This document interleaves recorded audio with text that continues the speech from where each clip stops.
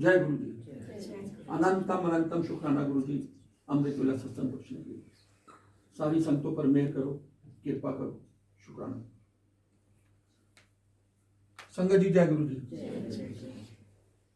पहले तो उन्हीं लाइनों से शुरू करते हैं। बहुत भाग्य होते हैं, बहुत भाग्य होते हैं, मनुष्य जन्म मिलता है, बहुत बड़े भाग्य होते हैं।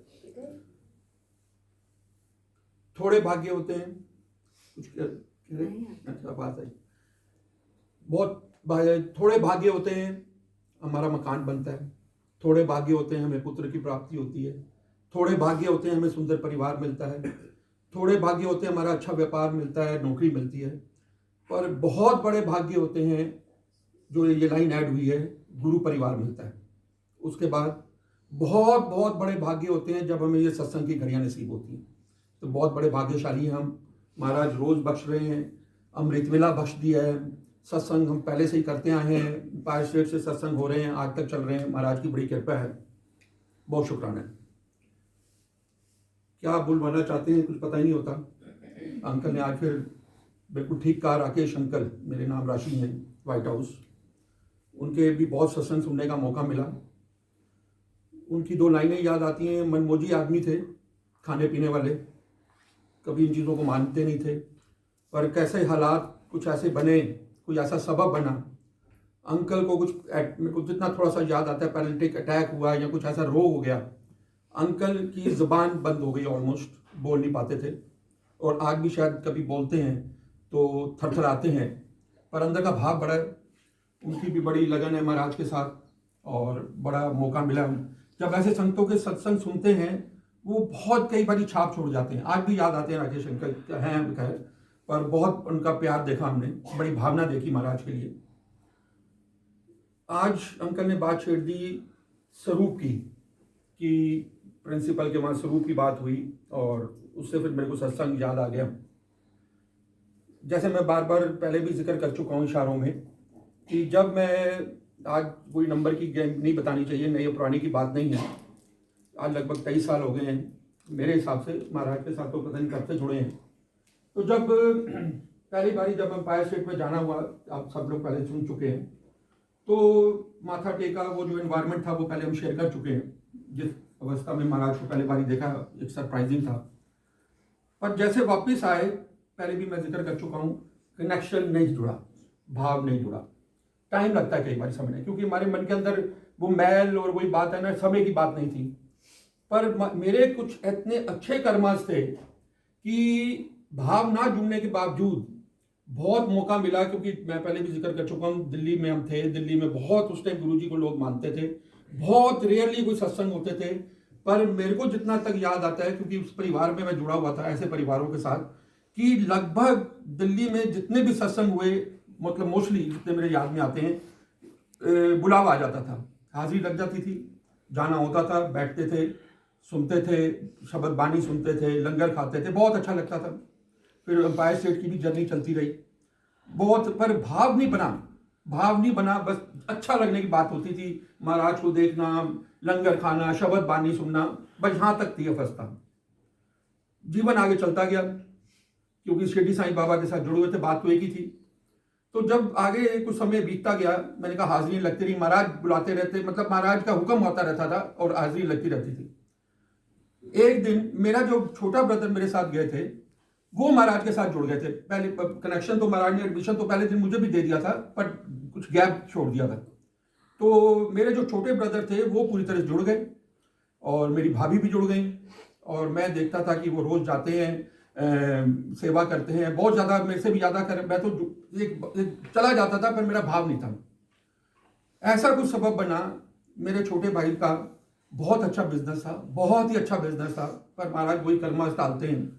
उनके साथ भी वही स्थिति बन गई, सब कुछ, उनकी फैक्ट्री में आग लग गई, कुछ ऐसे नुकसान होने शुरू हो गए, और वो भी सड़क पर आ गए। मैं भी आया, आपने सुना शलभ अंकल, बहुत संतों के साथ ऐसा हुआ, गुरु जी से जुड़े हुए हैं।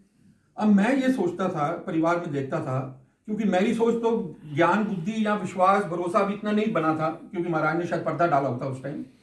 तो मैं ये सोचता था कि महाराज, मैं कई बार क्वेश्चन करता था महाराज को अंदर से, कि महाराज मैं तो खैर जुड़ा नहीं आपसे, मैं इतना आपको पहचान नहीं पा रहा हूँ, पर मेरा भाई आपका इतना सत्संग करते हैं, इतनी सेवा करते हैं, बड़े मंदिर की हाजिरी, छोटे मंदिर की हाजिरी, सब कुछ होने के बाद आपने फिर क्यों ऐसा क्वेश्चन क्यों किया ऐसे उनके साथ? ऐसे उनके घर में सत्संग था एक दिन, मैं सत्संग अटेंड तो होते थे बहुत, मैं जैसे बता रहा हूं। एक दिन मैंने महाराज को चैलेंज कर दिया, आज दर के सामने कह रहा हूं, सृष्टि के मालिक गुरु महाराज को चैलेंज कर दिया कि अगर आप कोई शक्ति हो, अगर आपका बहुत सुनने, मैं रोज ही बड़ी बड़ी सुन रहा हूं कि सब कुछ कर देते हैं, संगतें खड़ी होकर कहती हैं, पर मेरी ज्ञान बुद्धि की इतनी कमजोरी थी, मैंने इनको चैलेंज कर दिया, वाकई में अगर आप हो तो मेरे भाई को निकालो, मेरे भाई की जो तकलीफ दूर करो। पहले तो दी क्यों क्वेश्चन आ गया, क्योंकि उसके कर्मा से बाद में पता लगा। फिर क्वेश्चन कर दिया कि सत्संग के दौरान अपने अंदर बैठा था, शब्द बानी सुन रहा था कि महाराज अगर आप वाकई में सच्चे हो, मेरा भाई आपकी सेवा करता है, आपके सत्संग सिमरन, मैं तो शायद अधूरा हूं आपके लिए भी, इसको इनका ये ठीक करो। हो गया चैलेंज। मंदिरों, बड़े मंदिर जाने की हाजिरी लगती रहती थी, छोटे मंदिर की हाजिरी, सत्संगों की हाजिरी, चलता रहता था। समय बीतता गया, 6 महीने 8 महीने बीते, स्थितियां बदलनी शुरू हो गई। हमने सबने देखा है कि स्थितियां तो बदलती हैं समय उनके कर्मास काटने से। इन शॉर्ट वो अपनी नॉर्मल पोजीशन में आ गए। अब मैं परिवार में था, जुड़ा हुआ था, देख रहा था। जब मेरे को लगा कि सब चीज ठीक हो गई, पहले से ठीक होना शुरू हो गया, आज बड़ी कृपा है उन पे, फिर मेरे को एक अपनी गलती का एहसास हुआ। अब यहां से मेरा महाराज ने टर्निंग पॉइंट किया। मुझे गलती का एहसास हुआ, महाराज सॉरी, मैंने कान पकड़ लिए, मैं आपको नहीं पहचान पाया था। अब मेरी अब उन्होंने शरण में तो पहले ले लिया था, हाजिरी लगती रहती थी, पर अब मेरी बुद्धि बदलने का टाइम आ गया। और महाराज ने, मैंने कहा महाराज बहुत भारी गलती हो गई, मैं आपको पहचान नहीं पाया था और अब मुझे माफी कर दो।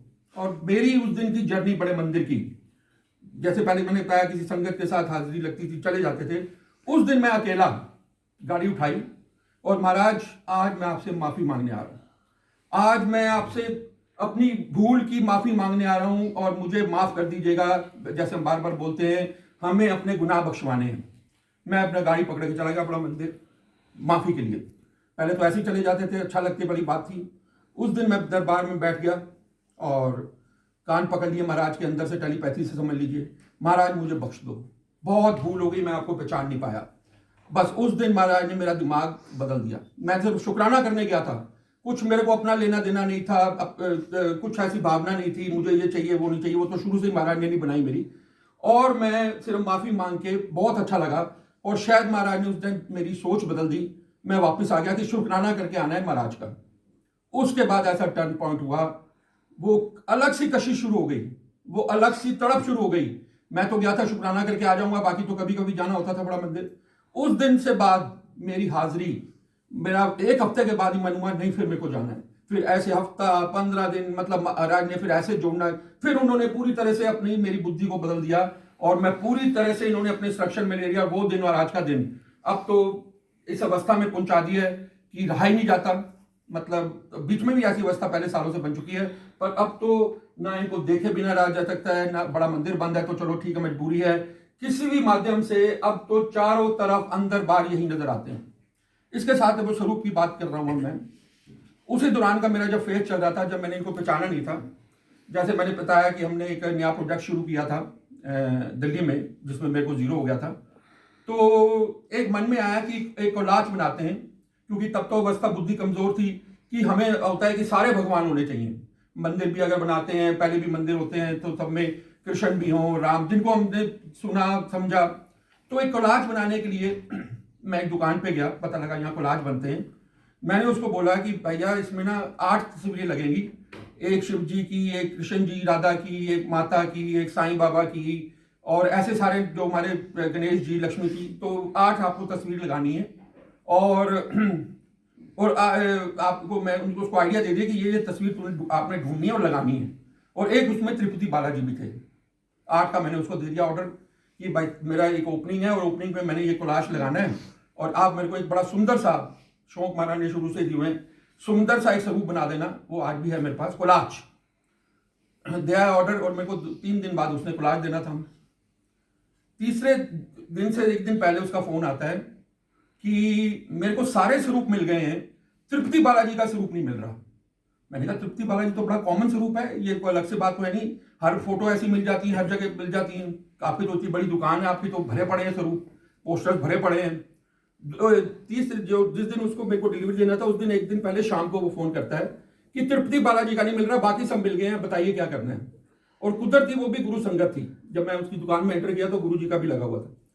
तो मैंने कहा भैया क्या करना है, कल तो मेरी ओपनिंग है, मुझे तो क्लास चाहिए हर हालत में। तो उसने उस टाइम कहा कि अब तो एक लास्ट चांस है, गुरु जी का स्वरूप लगा दूं। तब मैंने शुरू में उसको गुरु जी का बोला ही नहीं था कि इसमें गुरु जी की भावना नहीं थी, विश्वास नहीं था। अब तो सुबह शाम गुरु जी नजर आते हैं, हर स्वरूप भी उनका चाहिए, स्वरूप ही उनका। तो उस टाइम पे उसने कहा एक दिन पहले कि इसमें गुरु जी का स्वरूप लगा दूं। मैंने कहा ये गुरु जी का, मैंने तो तिरुपति बालाजी बोला है, तुम गुरु जी की बात कर रहे हो, ढूंढो भैया, ऐसी कौन सी बड़ी बात हो गई। वो देखिए सबक क्या बना, उसको तिरुपति बालाजी नहीं मिले।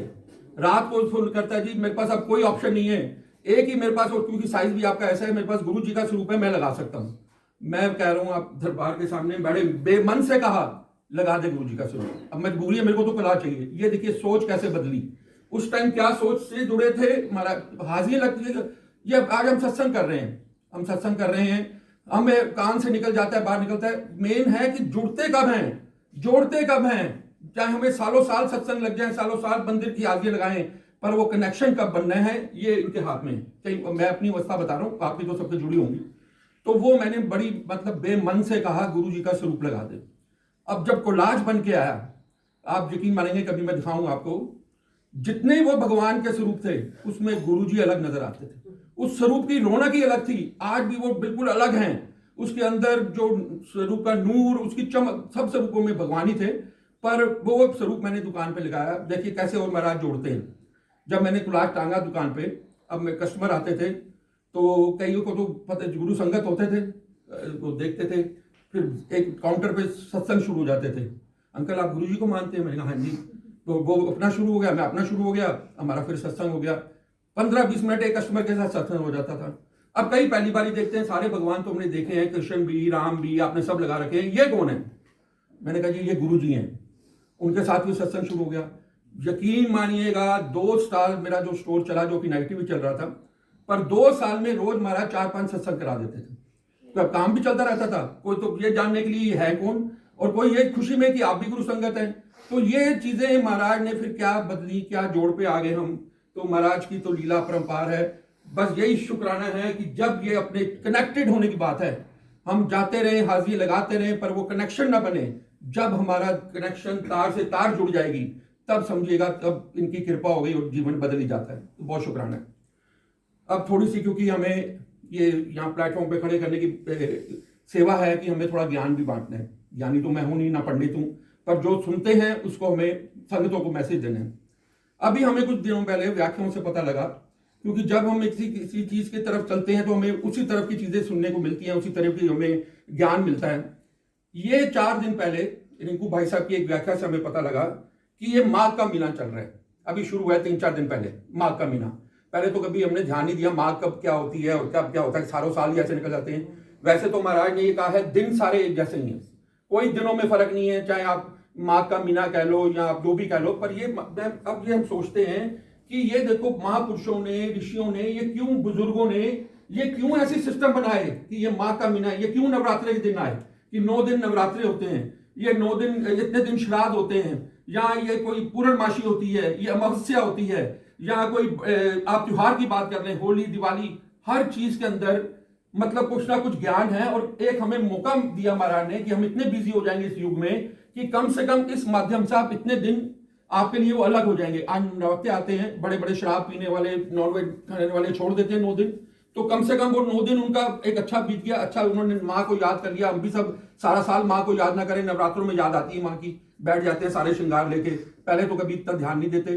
पर ये पर्पस ये महाराज ने समझाने की कोशिश की कि इन दिनों के माध्यम से, आज कोई पूर्णमासी का व्रत रखता है, कोई अमावस्या का रखता है, या आज बड़े दिन होते हैं, जैसे बड़े मंदिर की ब्लेसिंग्स की बात करें, उनका बर्थडे है, समाधि दिवस है, वो सब स्पेशल डेज हैं। उस दिन तो हाजिरी जरूर लगाया करिए। आज गुरु जी का बर्थडे जैसा 7 जुलाई, इससे बड़ा दिन कोई नहीं है। और उस दिन हम संगतों के जो मेले देखते हैं, और वाकई में ही आप यकीन मानिएगा उस दिन अलग ब्लेसिंग होती है। उस दिन की हाजिरी आपकी अलग ही गिनी जाएगी, ये यकीन मानिएगा। तो हर त्योहार, हर मतलब ये हमें कोई ना कोई, होली अपना मैसेज देती है, दिवाली अपना मैसेज देती है, आप कोई भी देख लें, हर चीज में हमें मैसेज मिलता है। ये सिर्फ एक माध्यम बनाया गया है कि कम से कम आप इन दिनों में, आज नमानी कास्ती आती है, सब दान करने लग जाते हैं, सुराई लेके पहुंच जाते हैं, 31 सुराई मटके इकट्ठे हो जाते हैं, तो वो सिर्फ एक आदत तो बन गई, इस दिन हमारे से कर्म हो गया। तो ऐसे ये माँ का महीना बताया जा रहा है कि ये एक ऐसा महीना है, जो भी हम यहाँ जपते हैं इस महीने में, अगर हम एक बारी जपते हैं तो उसका 12 गुना असर होता है। अगर उन्होंने ये समझाने की मेरी कोशिश की कि अगर हम इस महीने में, जो माँ का महीना जिसे कहा जाता है, अगर कोई भी सत्संग, सिमरन, सेवा करेंगे, अगर अमृत वेला की बात करें, अगर माँ के महीने में अगर महाराज ने हमें अमृत वेला बख्श दिया या संतों को बख्श दिया, घर पे कर रहे हैं, कहीं कर रहे हैं, पूरे साल का असर है उसमें। मतलब पूरे साल अगर हम अमृत वेला करते हैं और माँ के महीने में अगर हमें महाराज बख्श दे अमृत वेला, तो समझ लीजिएगा आपका पूरा साल का अमृत वेला हो गया। जैसे आज अमृत वेला की बात करते हैं, जो अमृत वेला में जपा जाता है, जो भी एक नाम जपते हैं, उसका फल पूरे दिन 24 घंटों में 1000 गुना बढ़ जाता है अमृत वेला में। तो ये ना अलग अलग चीजें महाराज हमें समझा रहे हैं कि ये अब माँ के महीने के ऊपर जो हमें समझ आ रही है कि इसमें इतनी वड्याई है इस महीने में कि हमारा एक बारी जपा हुआ उसकी गिनती 12 बारी हो रही है। आज एक महीने का जपा हुआ आप सारा साल का समझ लो आपका अमृत वेला हो गया। तो कितने भाग्यशाली हम तो हैं ही, हम विरले तो हैं ही, या पूरे संसार में बहुत संगतें कर रही हैं, पर हमें तो पता नहीं था, पर हमारा तो हो गया, हम तो कर ही रहे थे। पर जैसे जैसे इस चीज का और पता लगा, हमें अब ये मैसेज है कि अभी 4 दिन बीते हैं, 3 दिन एग्जैक्टली मुझे मालूम नहीं है, अभी भी 24-25 दिन पड़े हैं। संभाल लीजिए इसको, क्योंकि इस टाइम पे, इस महीने में जपा हुआ, इस महीने में आपका जपा हुआ, जैसे नवरात्रों में माँ को जपते हैं, जैसे हम अलग अलग श्राद्धों में कभी पिता को कभी माँ को याद नहीं किया, श्राद्धों में माँ बाप की याद आ जाती है, तो वो तरीके हैं, तो इसी बहाने आप याद करते हो। तो कहने का भाव है कि आप अब ये 25 दिन जो भी बचे हैं, इसको मत छोड़िएगा, हट करना पड़ेगा, लड़ाई लड़नी पड़ेगी, जंग फॉग ये वो सब होगा, बट हमारे लिए और सबके लिए बहुत बड़ी ब्लेसिंग होगी। क्योंकि अगर हमारे ये पूरे दिन हो गए, हमारे तो जाने चल ही रहे थे, हमें तो पता ही नहीं था, मुझे नहीं पता था कि माँ के महीने में ऐसी भी इसकी ब्लेसिंग इतनी बढ़ जाती हैं। पर जब पता लगा तो हम अपने आप को तो भाग्यशाली समझते हैं, शुक्राना करते हैं, महाराज वाह कमाल है, कैसे बहाने से हमारे जो अच्छे कर्म और कितने गुना बढ़ गए। तो ये हमें समझ में आया कि, और अब ये बात अगर मुझे पता लगी, मैंने आपके साथ शेयर की, आप अब सबके साथ शेयर करें। उन्हें को मत करना, आप अगले साल 25 दिन की उनको आदत डाल दो, शायद महाराज का हुक्म होगा 25 दिन उनके आगे पूरा जीवन में चला जाए। पर ये बहुत बड़ी अब सेवा है, इसको सेवा रूप में करिएगा कि उन्हें को जी अमृत वेला कर लें, सत्संग कर लें, इन दिनों में जितना भी जपेंगे आपका वो इतना बड़ा कल्याण है कि 12 साल, एक महीने का पूरा 12 महीने का फल मिलेगा। जैसे हम आज शिवलिंग को देखते हैं महाराज के, ये अर्थ हमें समझ में आते हैं। इतने बड़े जो महाराज अपने हाथ से जो शिवलिंग बना गए हैं, उन्होंने अपने वचनों में कहा, एक शिवलिंग के दर्शन आप करते हो 1 सेकंड के, 12 तीर्थ हो जाते हैं, 12 तीर्थ हो जाते हैं हमारे। तो ये तरीके हैं, युक्ति हैं हमारे जैसे नादान लोगों को समझाने के लिए कि कैसे किसी चीज का क्या प्रभाव है। हमें वो पता है, जिनको पता है उनको पता है कि वो शिवलिंग की कितनी ताकत है। एक शिवलिंग के दर्शन से महाराज ने ये कहा कि उसके आगे से भी कोई निकल जाएगा वो भी कल्याण हो जाएगा। तो ये सब चीजें ऐसे एक दूसरे प्रूव करती हैं वाकई में इन चीजों में शक्ति है। तो ये हमारे लिए बहुत सौभाग्य का दिन है कि आज हम ये पूरा, हमारे लिए तो हो ही जाएगा, और शायद ये चलिए बीच में खत्म हो जाएगा तो दोबारा शुरू हो जाएगा, महाराज तो छुड़वाएंगे नहीं और हम ना छोड़ें, यहाँ जब तक नहीं आप आएंगे तो घर में करें। जितनी भी संगतों को अब आप जगाइए, आपके द्वारा 1, 2, 5 जितने भी जुड़ गए उनका भी कल्याण होगा, आपका भी होगा। और इस टाइम पे जो नाम जपने की ताकत इस महीने में बताई जाती है बहुत ज्यादा है। हमें वैसे तो जब जपो तब सवेरा है, जब अमृत वेला, जब नाम जपो तब अमृत वेला है, पर हमें अब इसको पता लग गया है तो हम इसको बाकी दिनों की तरह, जैसे नवरात्रों को समझते हैं, जैसे श्राद्धों को समझते हैं, तो इसी तरीके से हमें इस जो वेले का, जो माँ के महीने का फायदा है, महाराज हम पे बख्शे, हम पे तरस करें, हम पे दया करें, हमसे ये करवा लें। तो बहुत बहुत शुक्राना महाराज। और वाकई में कुछ और पता ही नहीं लगता यहाँ बोलना क्या है, बिल्कुल ये ख्याल नहीं था कि आज ये बोलना है, पर वही एक संगत से दूसरा संगत, एक से वही जुड़ता गया, और महाराज जो उनका हुक्म है, उनकी मर्जी है। तो बहुत बहुत शुक्राना महाराज, जय जय।